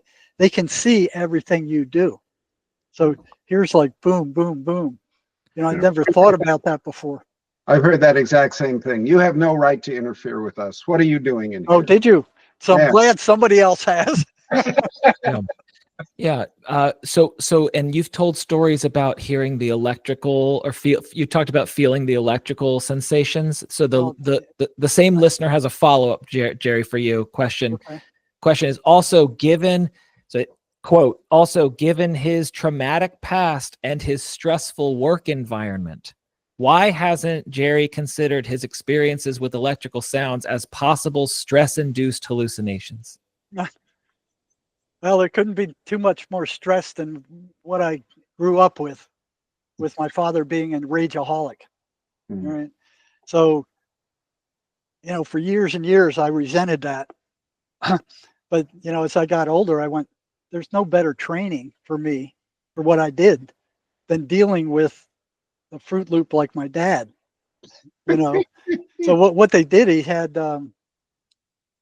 diabetes and didn't have any energy. So what his doctor did was prescribed him Dexedrine, which is an amphetamine. Mm-hmm. So he was prescribed an amphetamine, and he started getting paranoid, and he started getting violent, and he started getting stupid, and I lived with that. So when I got to this psychiatric hospital, these guys are acting all stupid and crazy, and I'd go, well, what else you got, and the other thing, I was an adrenaline junkie. I think that helped me out a lot. Mm-hmm. Because when things started getting, interesting, that adrenaline kicked in, and it was like a hit. Yeah. So I think if I wasn't an adrenaline junkie, I might have backed off of this a long time ago. So let me I think this is super important. What you're calling being an adrenaline junkie may have made you able to enjoy things that would have frightened or intimidated other people. Is that right?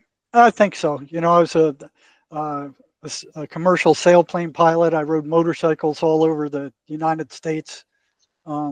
Scuba diving. I mean, I liked stuff that was dangerous.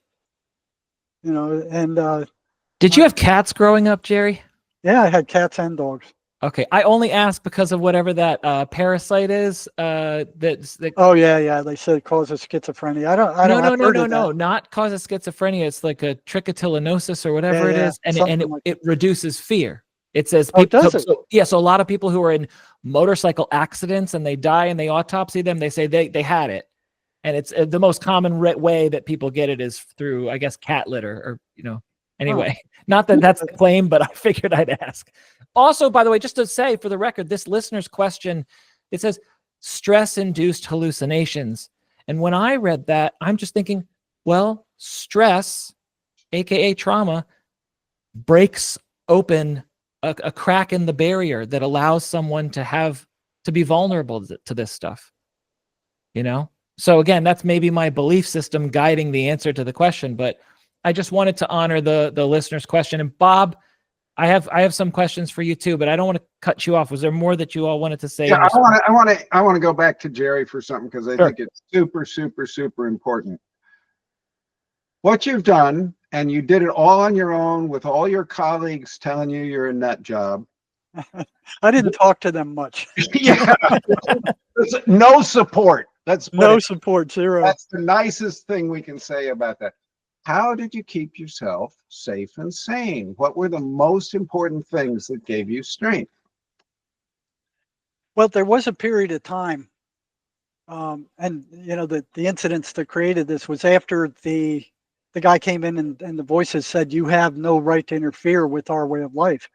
I kept interfering, because it was something in me, and I was tired of schizophrenics. Oh, I wanted to get away from them so bad, because I had pieces of the puzzle, but I didn't have the whole puzzle, and it was driving me nuts.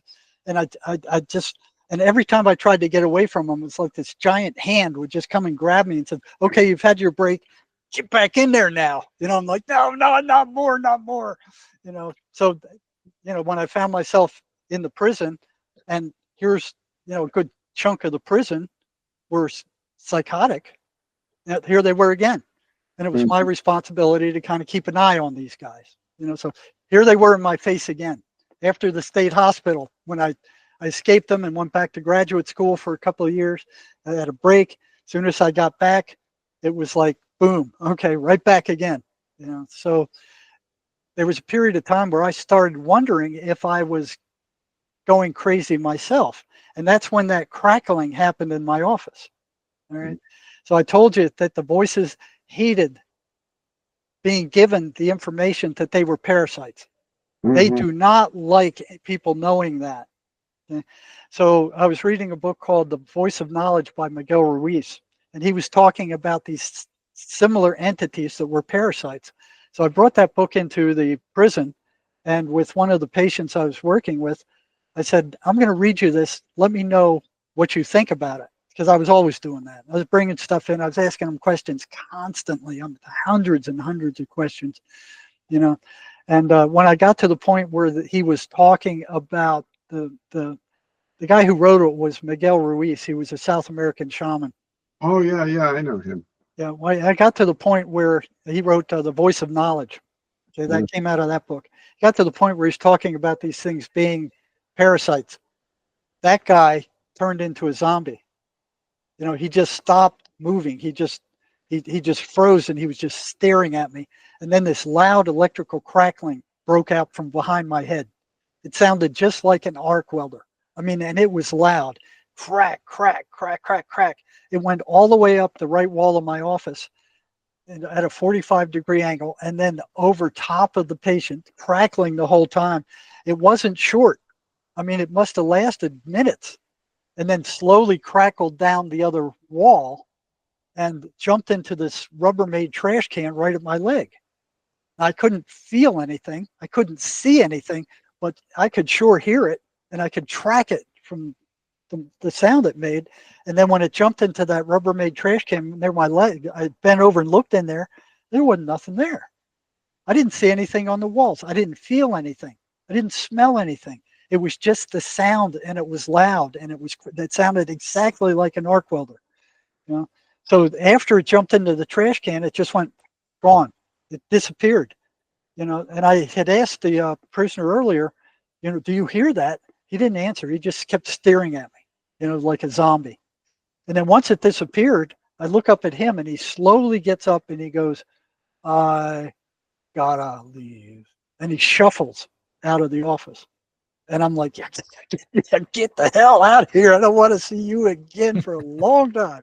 You know? What was the name of the Miguel Ruiz book that had this in it? The Voice of Knowledge. Ah. So I didn't call him back for 3 or 4 months. I didn't want to see him. You know, it's like I finally called him in one day, and he shows up at the door, and he's got plenty of energy. I thought he'd be destroyed. You know, if he's had something like that in him, I thought it would have just drained him half to death. You know, so I'm surprised at his energy level. I said, you look good. Yeah, look like you have plenty of energy. And he goes, yeah, I've been doing what you told me. I haven't gained any ground, but I haven't lost any either. So basically saying I'm where I was. I stopped losing ground. It's like a Mexican standoff now. Okay? So then I asked him, eventually we did some small talk, and then I asked him, you know, last time you were in my office, did you hear that crackling? He said, yeah, I heard it, but he said, I'm surprised you did. And I said, yeah, I sure did. I said, what in the blazes was that? And he says, that was them. I said, them who? The voices? He said, yeah, that was the voices. I said, what in the dickens were they doing? He said, they were trying to scare you off. And I said, they did a darn good job of it, you know. You know, he looked normal, like when I worked with him last. And then I said, you looked really strange when you went to leave the office. You looked like a zombie frozen over. I mean, you shuffled out of the office. You didn't walk. I said, what were the voices telling you when you left my office that day? He said, they were telling me to go get a shank and stick it in your belly. And I said, I was thinking to myself, he wouldn't do that. You know, I've been working with him for 6 months. He wouldn't do something like that.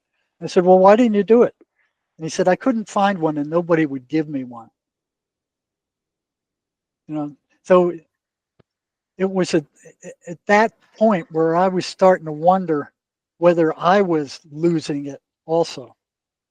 You know, because who was it? One of the early researchers, I forgot who it was, Lang, he started experiencing psychotic symptoms also. So it was like, I felt like I was stuck between two worlds. You know, there was the supposedly sane world that I couldn't tell anybody about any of this stuff to without them thinking I was a total goner and a lunatic.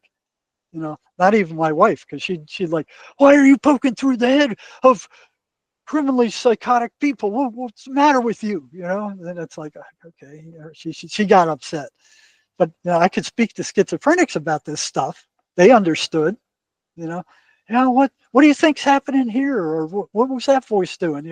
But I was stuck in between the two worlds.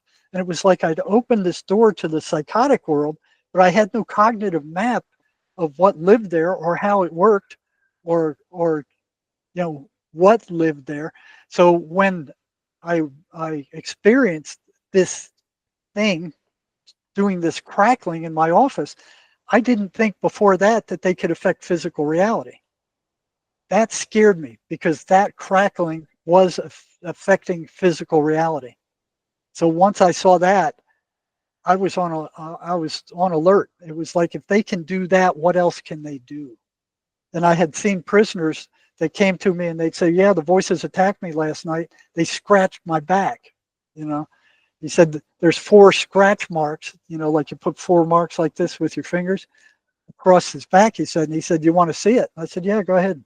So he lifted his shirt, and right across his back was 4 crash marks, like somebody went from shoulder all the way down his back with 4 fingers. And you could see the bloody scratches right there.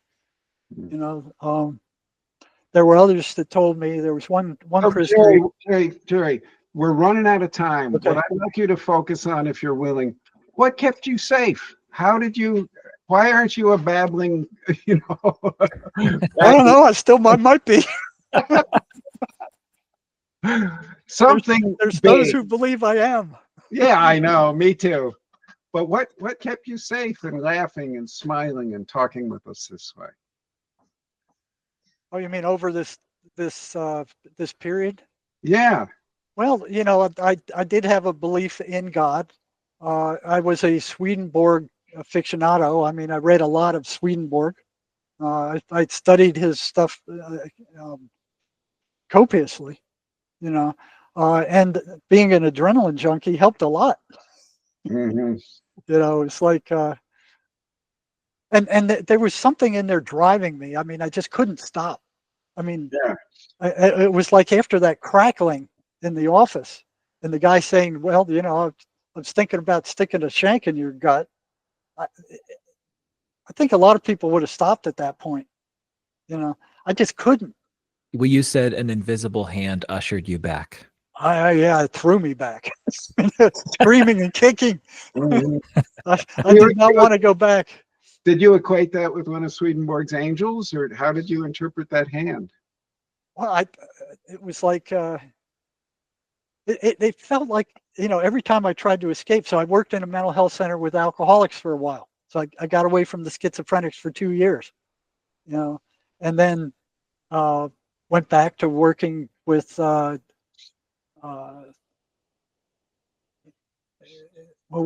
went from there? It was the prison, so went to the prison. So after a 2-year break and hearing all these other therapists talking about the schizophrenics and how they didn't understand them and that kind of stuff, I was like, I really don't want to get back into that. And I didn't have any schizophrenic clients, but I had some stuff that worked, and I had to hold myself back from showing them that, because that wasn't the caseload I was assigned. I was assigned alcoholics, which their spirit evolved with them too. There's an alcoholic spirit, Yep. that jumps in there and wants them to drink. So, then when I got to the prison, it was, okay, here I am back again with a caseload of schizophrenics, and then started again. Mm-hmm. But it was a relief from the state hospital, because now I didn't have to worry about psychiatry lording over me. But when the chief psychologist found out that schizophrenics were fully recovering, he wasn't happy about that. He was scared, so he sent these other stooges to come and investigate me, and asking these patients who recovered, what is he doing in there with you? And they knew what they were up to. And one of them, who fully recovered, he said, he's helping us, not like you, asshole. And that guy, that psychologist got pissed. So Yeah. He saw that the patient had a valid MMPI in his record, and he asked this guy. He said, "Would you be willing to take another MMPI after what you say is a recovery. He said, yeah, I'll take it. So he took it and he came out with a valid MMPI, a valid profile, and he was no longer considered psychotic by the gold standard psych test of psychology. And when they found that out, they went nuts. They were pacing back and forth like demons. I mean, it was like you would think they would be happy because these guys didn't need those expensive psychiatric meds anymore.